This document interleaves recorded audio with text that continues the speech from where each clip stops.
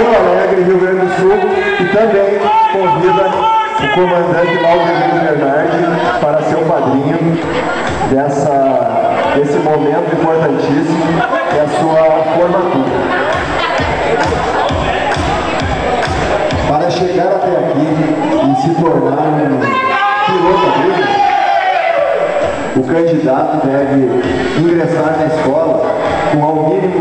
370 horas de voo, quase 400 horas de voo, e a carteira de piloto comercial,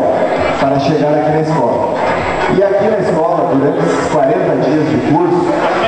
ele tem mais ou menos 120 horas de teoria, onde ele aprende calibração de aeronaves, uso do GPS,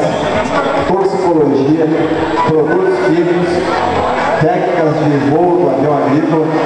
32 horas de voo, né, que são eliminatórias, em que o aluno tem que fazer médias superiores a 7 em todas as disciplinas de teoria, as quais é submetido todas as noites nas aulas teóricas e durante o dia nas aulas práticas, para ao final do curso chegar a um exame de proficiência prática